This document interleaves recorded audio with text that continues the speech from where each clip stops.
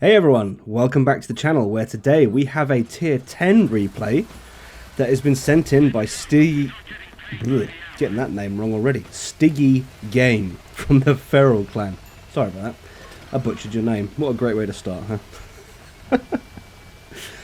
Anyway, he is in the Valor tier 10 premium tank and he is playing on Prokhorovkha. And Prokhorovkha, I've got to say, even though it's not in Cold War, it is one of my favourite maps because it's like, to me, this is like El Alamein. It just feels so good to play on it. It doesn't matter what vehicle you're in. It can just feel amazing to play on it, and it can make for some superb gameplay.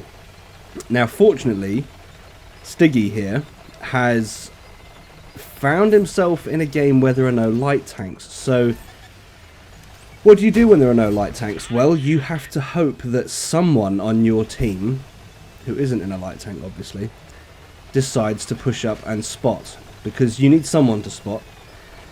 Because unlike Cold War, World War II doesn't have true vision, so you cannot just look off into the distance and hope to see things. If they're not detected, if they're not spotted, you're not going to see them. So Stiggy's team is fortunate enough to have him on their side because he has taken up the position in the center of the map. He is the furthest forward tank on his team, and he's in a heavy.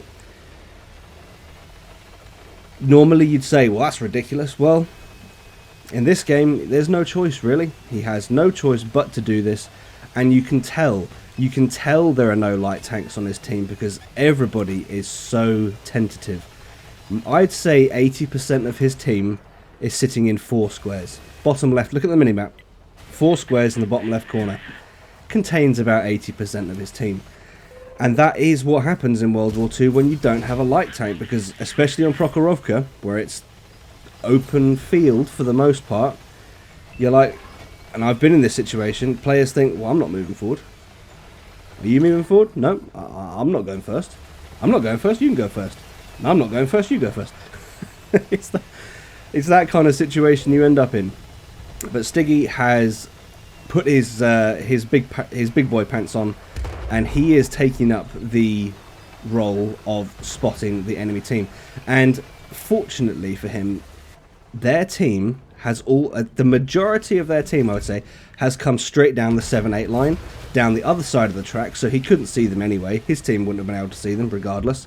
And they are now coming over the tracks, but because he is the most, he's center map and the rest of his team are further west, that means he's still performing the role of the spotter. And as you can see, look at that, 1500 assist. He's in a hull down position, and the Valor is an absolutely superb hull down heavy. That is what this thing is known for. It's an absolutely fantastic hull down heavy. And he is playing it absolutely perfectly. This is a perfect demonstration of how you want to play the Valor. The situation is absolutely perfect. He's the furthest forward. He's spotting the team. He is bouncing any return fire, any fire coming his way that the enemy team is putting in. He's also putting fire out, as you can see here. He puts a shot out on the Skoda. That Skoda's not going to be long for this game. Look at him. Exposed in the open, trying to hide, gone. That was never going to work, buddy. Not that push anyway. But again, here we are, just cresting the ridge, waiting for the reload, bouncing any fire that comes in, putting shots out. Just absolutely perfect gameplay, in my opinion. Ruthless is pushing in. That is a formidable tank. It's got a very, very good gun on it. But it's slow, so he's not focusing the Ruthless yet. That T-57 keeps trying. 3 seconds on the reload. Is the Ruthless going to get a shot off on him? No, it's not. Excellent. So that Ruthless just spent its life driving across the map, not getting anywhere. Now, the Ruthless, I'd say the Ruthless has actually died in a very good position there, because that if he poked the other side, neither of these guys, the Chrysler and the Grill, wouldn't have shots on him. But nevertheless, he's still pushing the ridge. He's still wrecked. Look at this. He's pulled in spotting assist numbers that you would typically see in Cold War. 6,351 spotting assist. Not to mention the 5,709 direct damage he has done. This is a very rare game. It's very, taking his first shot of damage there, I might add as well. It's very rare that a game plays out just like this, where the enemy team falls into your hands, really, I guess is what you could say about this. He is spotted and well, targeted by artillery. Keep him moving. Don't make it obvious. Don't make it easy. Don't be predictable when you're in this situation. Make it hard for Artie to hit you, which is exactly what he's done. The shot's gone in. The shot missed. But yes, this is a very rare game. It's very rare for a game like this to just fall into your hands, where the enemy team plays the map in such a way that the strengths of your tank just are they're pushed to the front. The strengths of the Valor are being shown right here.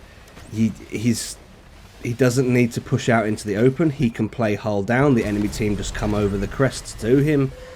And what more could you ask for? I mean, really, what more could you ask? I mean, I suppose there is something you could ask for here. You could ask for artillery to not be aiming at you. Yeah, like that. So, I suppose you could ask for more. But realistically, this is one of those games that it's a rarity. This is a rare one. And still, look at the spotting assist. Look at it, 7,350. That is incredible. Absolutely incredible. And he's not really, if you look at the minimap now, he's not pushed that far from where he started. Just, this has been really, this is satisfying to watch. This is the sort of game where you watch it and you're like, oh, that felt good. And artillery takes out the T-57 Heavy that was being the thorn in his side slightly was the T-57 Heavy. If there was ever a thorn in his side this game, it was the T-57 Heavy. So now the Centauro is running off back north, and artillery has just been spotted in the top right corner. So the question is he going to get another shot of damage in? He's got armor piercing loaded at the moment. There goes the Centauro, so it's just artillery. And he's switching to Hesh. Nice move. Not that you need it, sir. Not that you need it. Artillery's gone. There's the win. And what a win that was on one of my favourite maps. So there is StiggyGame. 6,126 damage. 7,560 damage. That is 13,000 combined in a World War II game. Those are Cold War numbers, sir. That is absolutely incredible. So shout out to the Feral Clan for that game. Well played, Stiggy. Absolutely fantastic. I'd love to see more. I'd love to see more games if you've got any more like that. That was fantastic. So that's all I've got for this one, folks. If you've enjoyed this video, please leave it a like, if not a dislike. Subscribe if you haven't already, and I'll see you in the next one.